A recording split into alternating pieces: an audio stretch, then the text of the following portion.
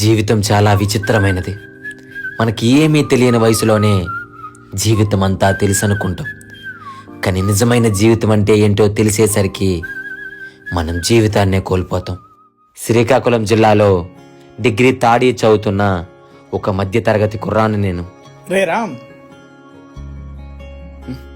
Class వినరా? వీడే నా ఫ్రెండ్ గాడు. నేను చెప్పిన దానికి నో చెప్పడం వీడికి అస్సలు తెలియదు. మా క్లాస్లో ఉన్న ప్రతిసారి కూడా వీడిని చూసి నేర్చుకోమంటారు. కానీ పుస్తకం తప్ప వేరే ప్రపంచం తెలియని వీడి దగ్గర మేమేం నేర్చుకోవాలో అర్థం కాదు. ఓయ్ మామా, ఏరా అరడు, కాలేజ్ అయిపోయిందా? అయిపోయింది మావా. ఏంటి మిరప మొక్కలు గట్లేస్తున్నావా? అదే పనిలో ఉన్నారా? సాయం చేయనా? ఎందుకు లేరా? నువ్వు మరుండు మావా. మా ఊరందరికీ అలవాటే ఒకవైపు చదువుకుంటూ మరోవైపు తల్లిదండ్రులకు పొలంలో సాయం చేయడం. ఇలా మొదలైన నా కథ చాలా మలుపులు తిరిగింది.